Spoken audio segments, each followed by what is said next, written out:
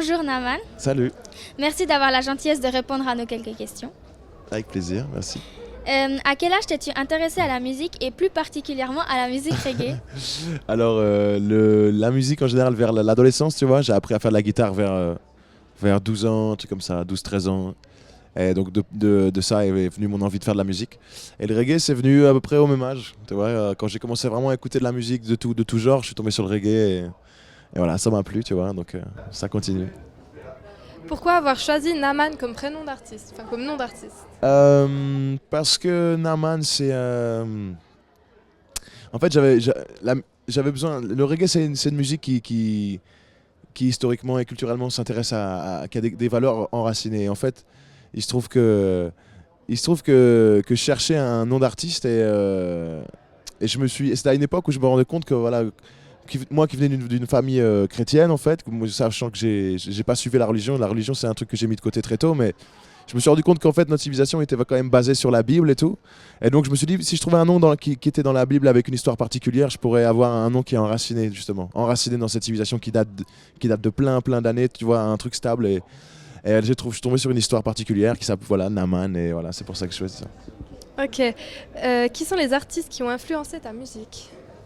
Alors là, un grand nombre d'artistes, hein, parce qu'on est influencé par tout le monde, hein, même si on le veut pas. Donc Bob Marley, forcément le premier. Et puis après, tous les artistes qui en découlent. Moi, je suis un gros fan de roots music, donc c'est surtout Gregory Isaac, Dennis Brown, tous ces artistes-là. Énormément Burning Spear, mais beaucoup d'autres, quoi. Donc plein d'artistes. En 2012, tu te rends en Jamaïque. Qu'est-ce qui te plaît dans ce pays? Qu'est-ce qui me plaît dans ce pays? Déjà le soleil. Moi je viens du nord de la France, tu vois, donc un peu de soleil ça faisait du bien. Et puis la musique. La musique quand on arrive là-bas, tu vois, moi qui suis un grand fan de reggae, je me suis tout de suite retrouvé là-bas, hein, dans les gens, la Jamaïque, le pays, tu vois. Puis aussi c'est magnifique, tu vois, c'est magnifique. Et les gens parlaient reggae, tu vois, donc je me suis bien entendu vite avec les gens. Donc voilà. Où trouves-tu ton inspiration pour composer? Dans tout, dans la vie en général, tu vois, dans la vie, dans les hauts et les bas, tu vois ce que je veux dire, on peut pas trop éviter ce cycle qui fait que, tu vois, on passe par plein de phases différentes. Donc c'est cette recherche là tu vois, de tranquillité d'esprit, tu vois, qui alimente un peu mes chansons, quoi, mes sujets, tout ça, les voyages que je peux faire, tous ces trucs. Quels sont les messages que tu veux faire passer dans ton nouvel album? Dans mon nouvel album, alors c'est plus ou moins un peu la même chose que le premier album en termes de sujet, même si c'est assez différent. Le premier album parlait surtout d'émancipation et le deuxième parle beaucoup de...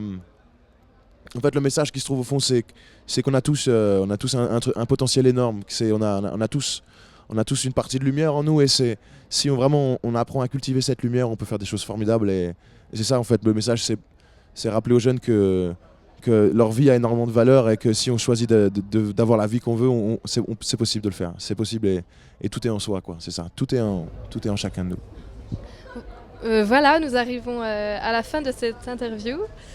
Une dernière question, quels sont tes projets pour l'avenir? Mes projets pour l'avenir, je finis ma tournée là. Après, je compose le 3e album cet hiver. Et voilà, j'essaie de m'installer quelque part, tu vois, trouver une maison et me poser enfin. Et c'est ça les projets.